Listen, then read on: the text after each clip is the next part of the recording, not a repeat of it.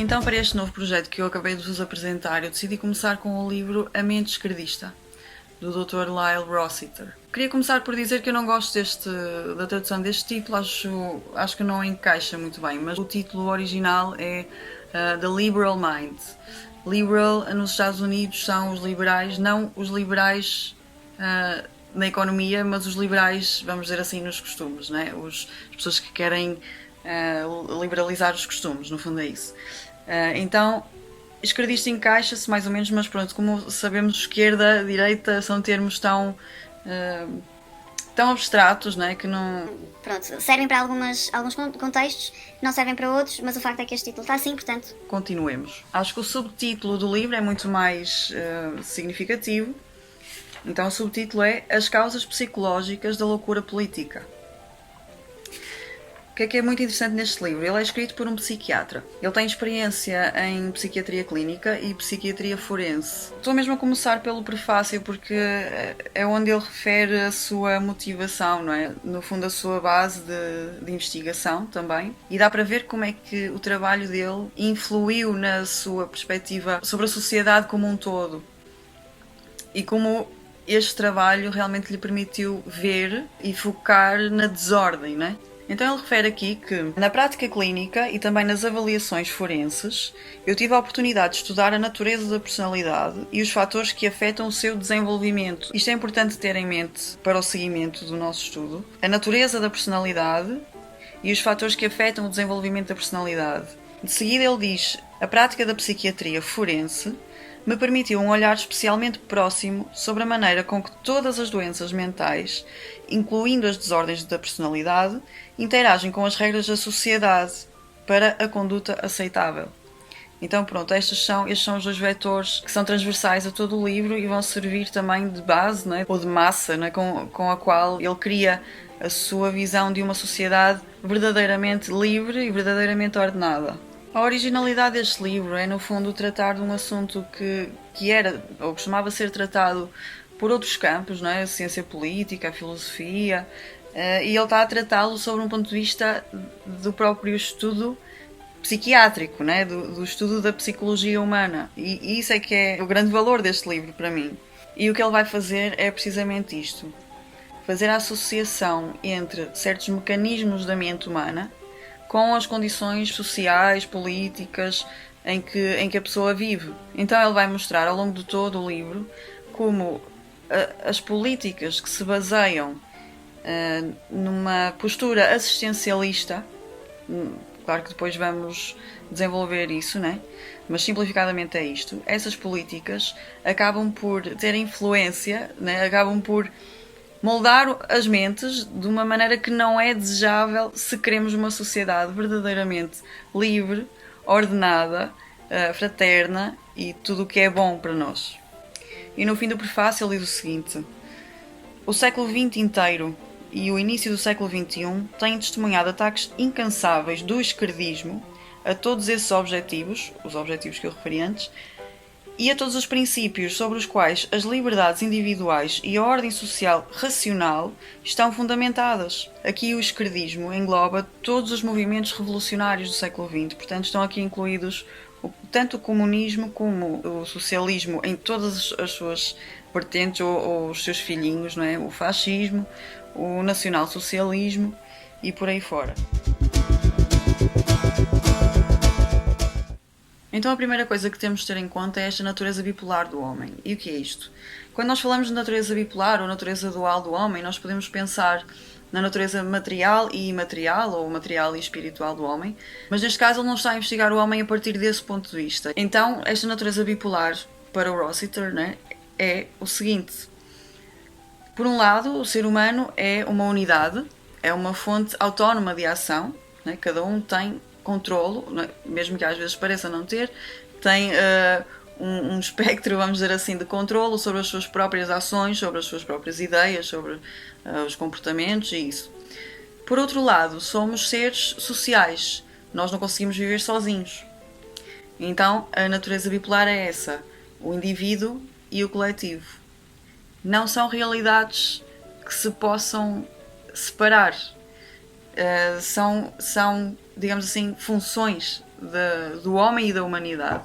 Nada mais óbvio que isto, não é? Então vamos avançar. Pegando nesta natureza bipolar, ele vai distinguir 3 elementos dentro desta natureza bipolar. Os elementos biológicos, psicológicos e os elementos sociais. Portanto, temos natureza humana e dentro da natureza humana temos estes 3 elementos. Todos eles dão força tanto à iniciativa individual como à cooperação.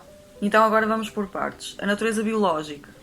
A natureza biológica do homem requer ações independentes e conjuntas para suprir as necessidades materiais e produzir os confortos da vida. De seguida, as naturezas psicológica e social, ele agrupa as duas, exigem ações independentes e conjuntas para satisfazer as necessidades pessoais e relacionais. Para garantir a segurança física e promover a ordem social, os seres humanos criam certas regras para governar o seu comportamento económico, social e político. Essas regras tornam-se a infraestrutura da sociedade humana.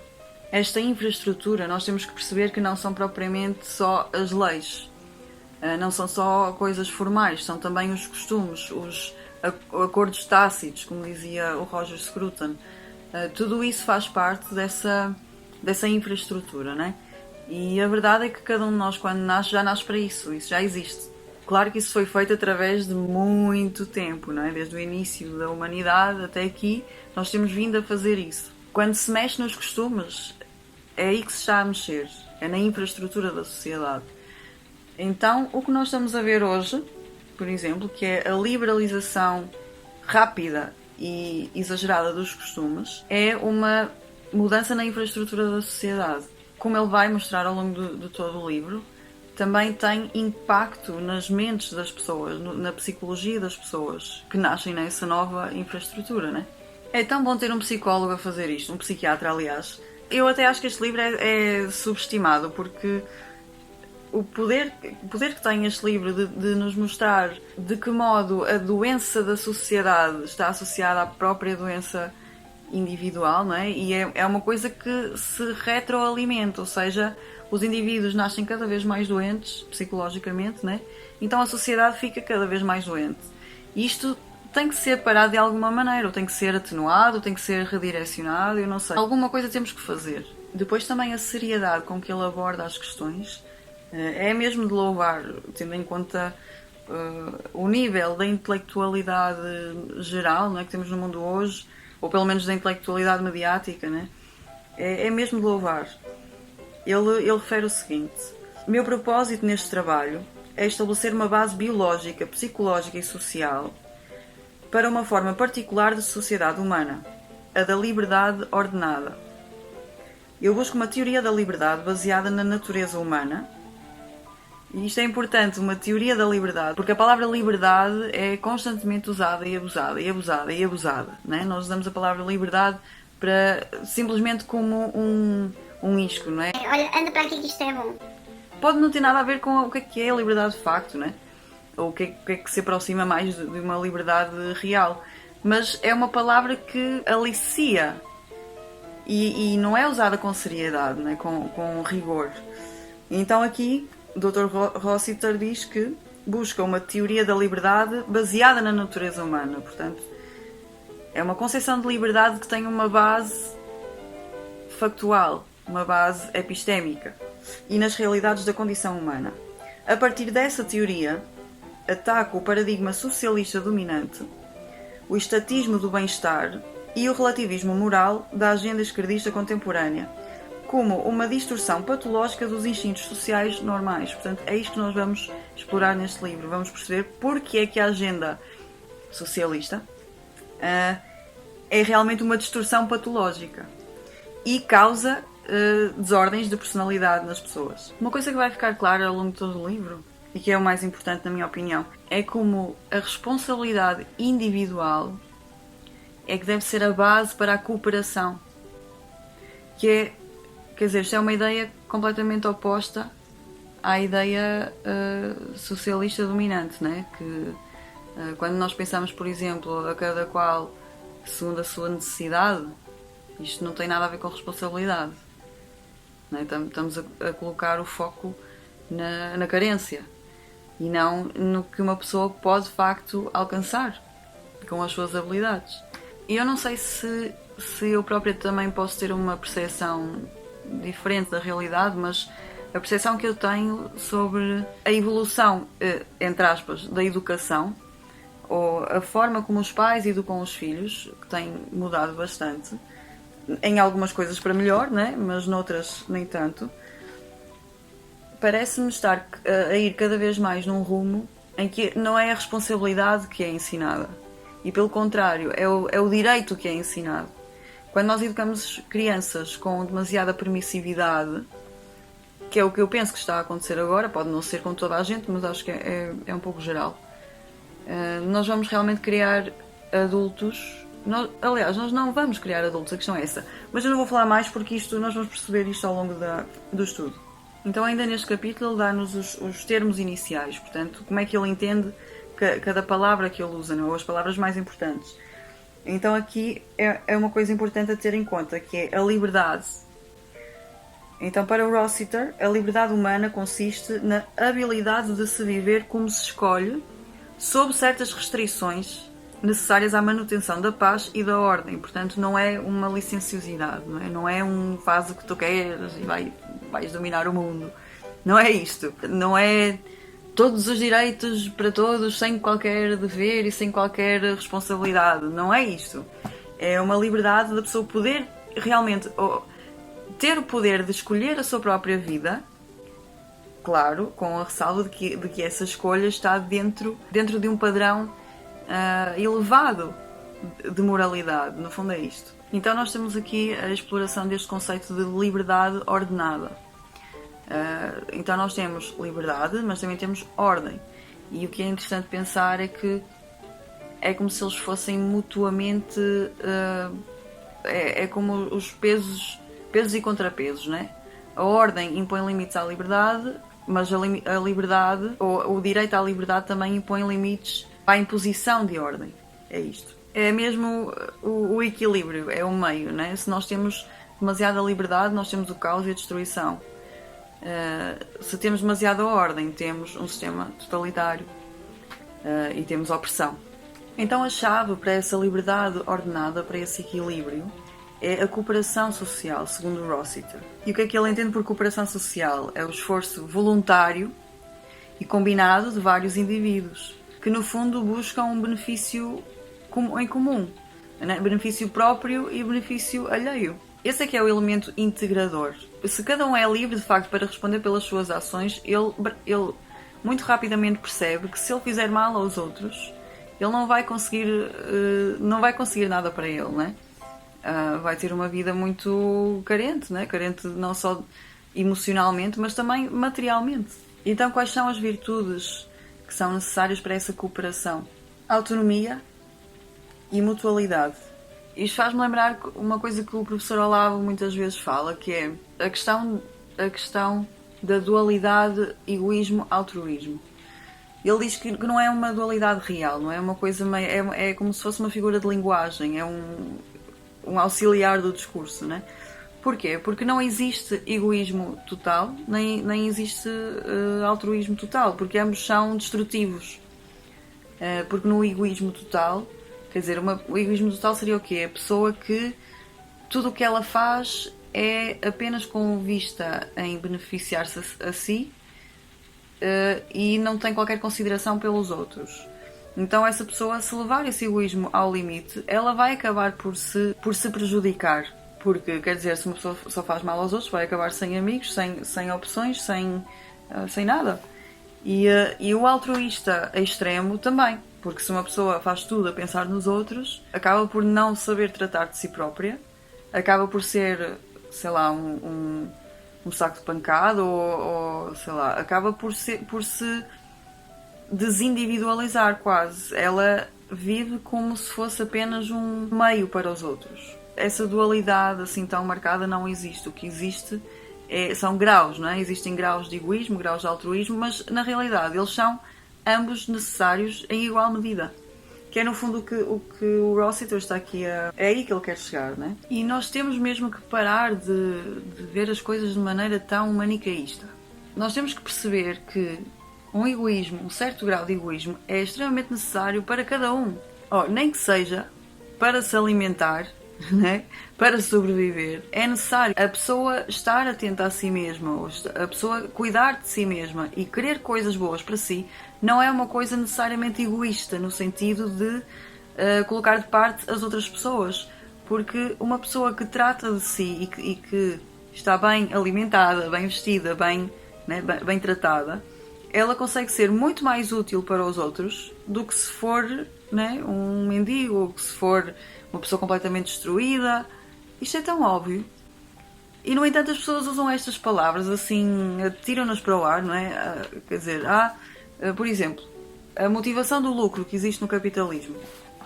Nós temos que perceber uma coisa. A motivação do lucro em si não é má. O que é mau é quando, pela motivação do lucro, há pessoas que causam muito dano nas vidas das outras pessoas. Isso sim é mau. Mas uma pessoa querer enriquecer, né, querer melhores condições, isso é mau. Então, se isso é mau, porquê toda esta histeria de vamos aumentar os salários e vamos não sei o quê? Ou seja, só o proletariado é que pode querer melhorar as condições? Ou só as agendas de esquerda é que têm esse monopólio de querer melhores condições materiais? Os outros não podem. Não é? Quer dizer, nós lidamos com estas coisas de uma maneira totalmente emocional, não é? Nós vemos as notícias têm impacto em nós emocional, nós reagimos às palavras sem pensarmos de facto na coisa, na realidade. Eu insisto muito nisto, mas eu acho que é um problema grave e também porque eu própria passei por isso durante muito tempo e vejo as pessoas à minha volta, não toda a gente, mas muita gente à minha volta a passar por isso, que é por causa dessa ideia de se eu tiver muito eu vou ser conotado como egoísta. As pessoas não fazem nada, adormecem, acomodam-se a trabalhos de ficam com vidas de e quê? Só para não serem chamadas de egoístas? Bem, onde é que eu ia? Então as pessoas precisam de acreditar que têm que ter uma vida boa. Não têm que ter uma vida luxuosa e de ostentação, não é isso. Mas têm que ter uma vida minimamente boa. E têm que perseguir isso. E têm que se deixar de como ele próprio diz aqui, sem esta crença, ou seja, a crença de que a pessoa deve criar uma vida boa para si mesmo, ele não entenderá completamente o valor da liberdade e nem apreciará as exigências para obtê-la.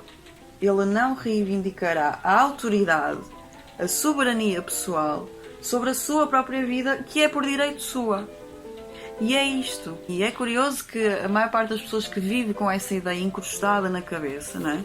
E atenção que eu não estou a julgar, eu estou a ver se tiro isso à pancada da cabeça das pessoas, porque é uma coisa completamente destrutiva, é autodestrutivo. Então nós podemos ver que essas pessoas que têm normalmente isso na cabeça, mesmo que seja inconsciente, elas realmente delegam a autoridade. Em outros campos, não é? Ou em todos os campos da sua vida, elas delegam a autoridade e a responsabilidade, não é? Quer dizer, são coisas que não se separam. Uma pessoa não pode.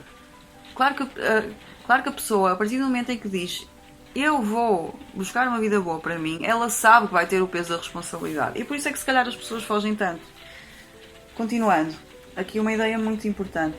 As leis que os governos determinam devem ser baseadas nos ideais de liberdade individual e cooperação social. Portanto, é estes dois polos da natureza humana. E o Rossiter prossegue.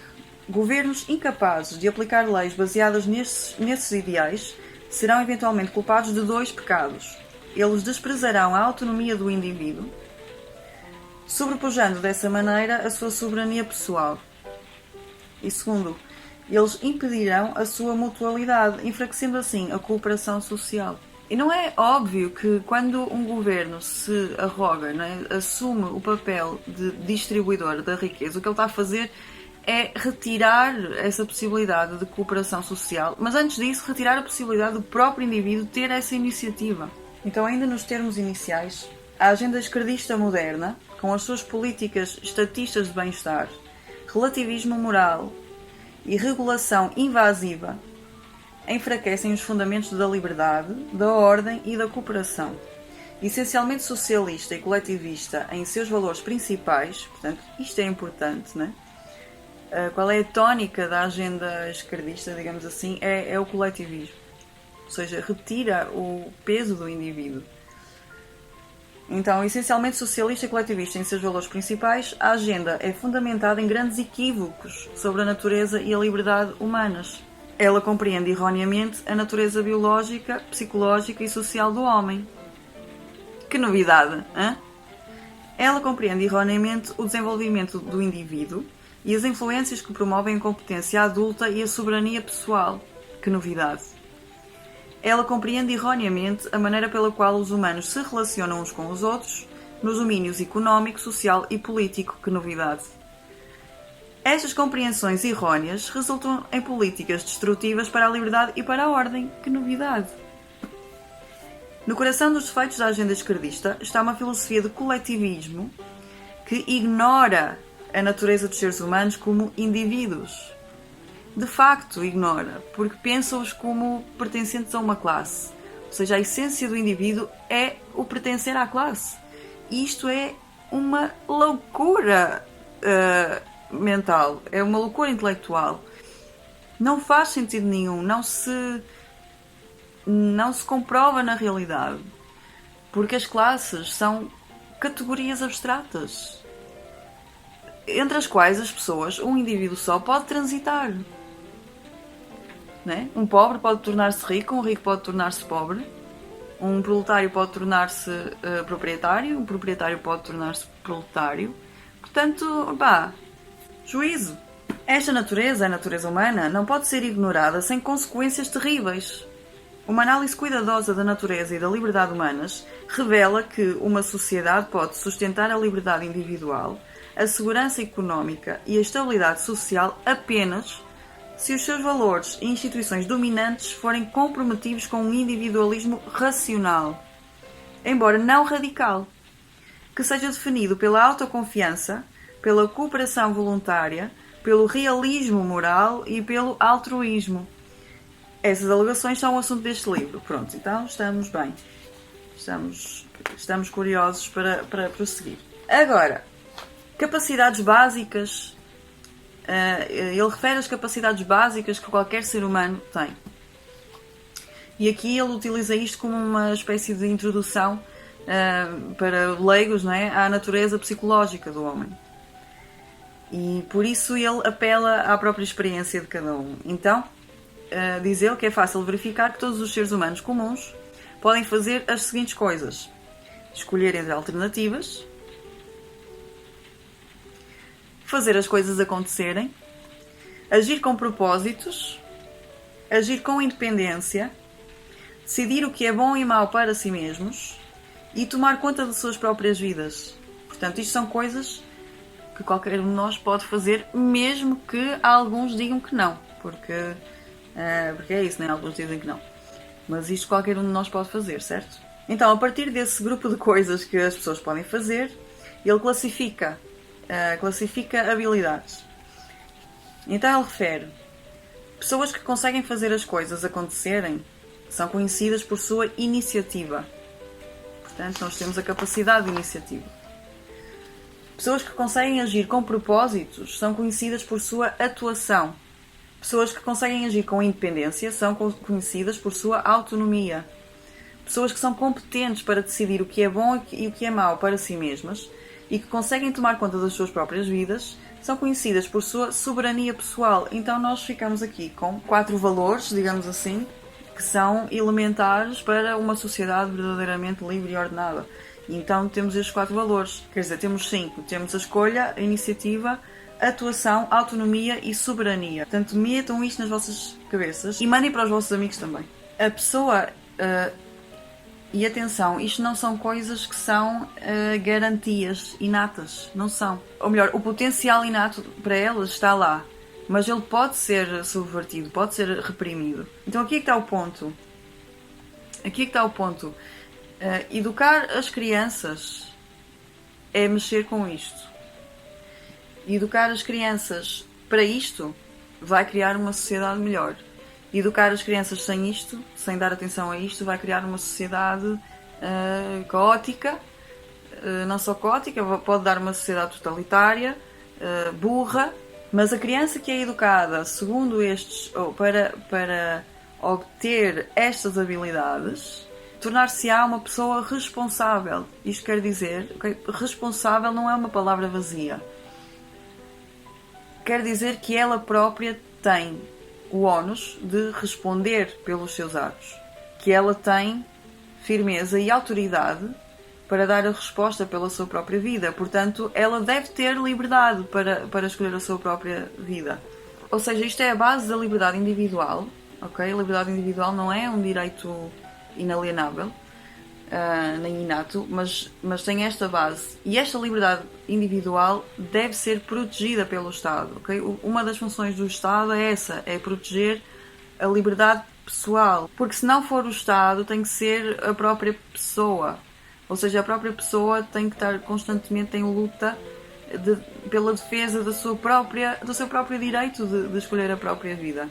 E, de facto, é aí que nos encontramos hoje. Estamos todos não, mas muitos de nós estão a sentir-se reprimidos porque estão a perceber isso, não é? As nossas liberdades estão a ser suprimidas.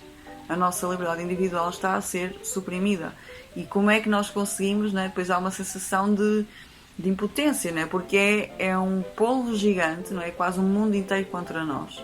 E nós temos que perceber que isto é um fundamento de um Estado melhor, de um governo melhor. Depois, além dessa questão individual, existe a questão relacional, que é uma coisa que desde que nós vimos ao mundo, estamos em contacto com isso. Todos nós, quer dizer, é uma coisa interessante de se pensar. Não existe nenhum ser humano que não tenha nascido ao lado da sua mãe, né? Que não tenha nascido tocando na sua mãe, que não tenha nascido sem toque humano. O processo de nascer é isso. Nós, ao nascer, a primeira coisa que estamos a fazer é estar em contacto com outro ser humano, né? Para não falar quando estamos dentro da barriga, né? A primeira coisa que o ser humano experiencia é a relação.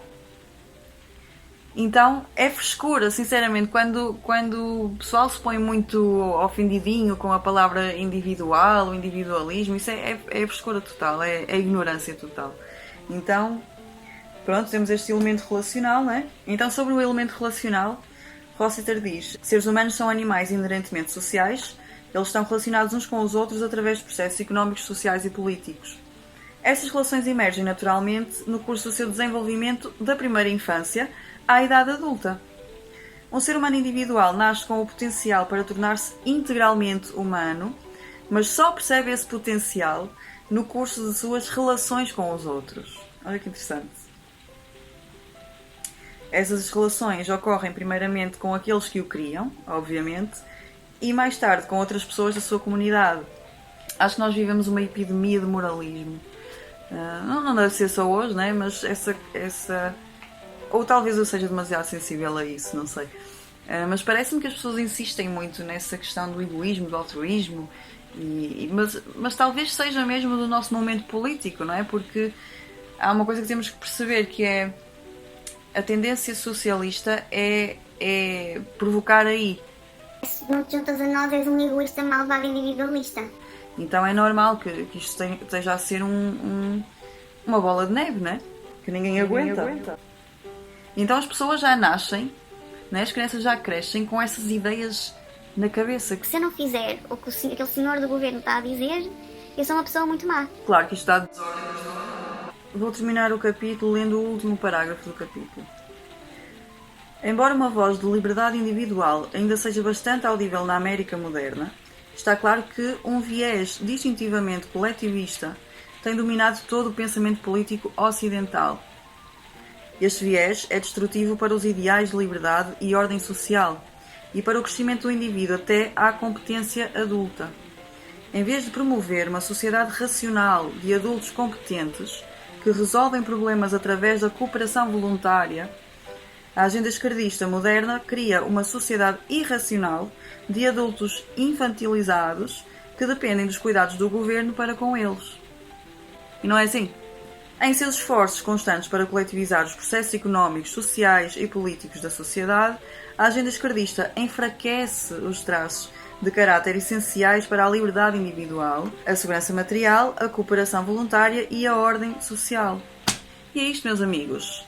O próximo vídeo será o segundo capítulo Fiquem por aí, partilhem o vídeo, partilhem com quem acharem que precisa de estudar estes assuntos. É importante nós procurarmos chamar as pessoas à razão. Não digo de uma maneira autoritária, nem de uma maneira presunçosa, mas a coisa está tão perdida que neste momento as pessoas precisam sei lá, de um balde de água fria para acordar. Então não desistam disso, procurem.